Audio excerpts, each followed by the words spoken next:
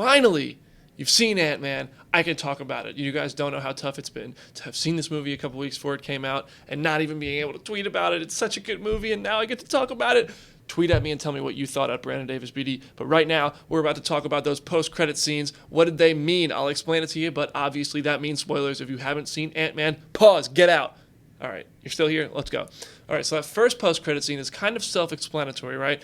We see Evangeline Lilly and Michael Douglas, Hope Van Dyne, and Hank Pym walking into this, I guess it's a closet, a lab, I'm not really sure. It's a hidden room where this new Wasp suit is. Now, we know that the Wasp exists in the Marvel Cinematic Universe already. Janet, Hank's wife and Hope's mother, was the Wasp. She went into the quantum realm. She shrunk down to the size of beneath the size of an atom, and she sunk that missile into the ocean, and it blew up as well. So one would presume that she's a goner, but maybe not.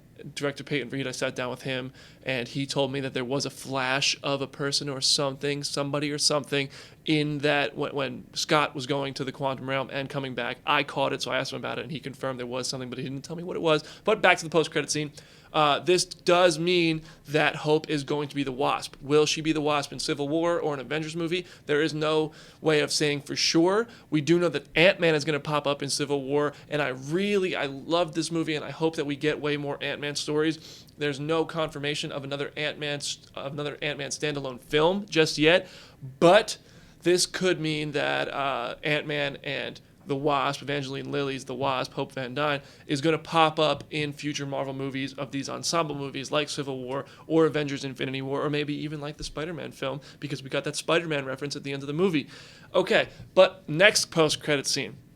What does that one mean? This one might be a little confusing. It was very exciting to see Steve Rogers, to see Sam Wilson, who was featured in Ant-Man, and to see Bucky Barnes. It was Chris Evans, Anthony Mackie, and Sebastian Stan, respectively, in their characters. They had caught the Winter Soldier, right? We haven't seen him since the post-credit scene of Captain America: The Winter Soldier. He's coming to investigate or realize that he is Bucky Barnes. He is Captain America's best friend, but he was still under that brainwashing. He was that super soldier who just wanted to basically destroy Captain America and Hail Hydra. But he started to realize, because he did save Captain America when he fell out of the helicarrier, but now they caught him, right?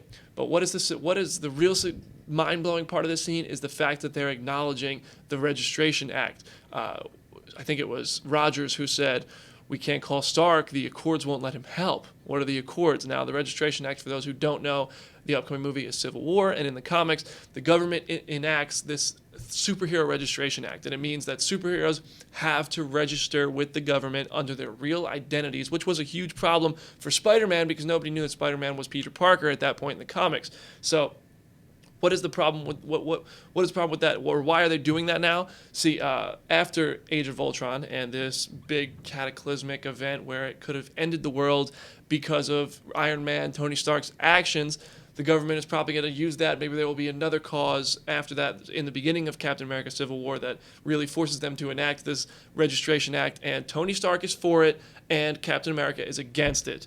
Now, that's kind of surprising. I know a lot of people think that Tony Stark wouldn't really go for the Registration Act. He's not really for the government controlling it. In the comics, it's because someone spits in his face after her son dies at the hands of a superhero. But it could be that the events of Age of Ultron, he realizes that they're his fault, and he ends up going pro-Registration Act.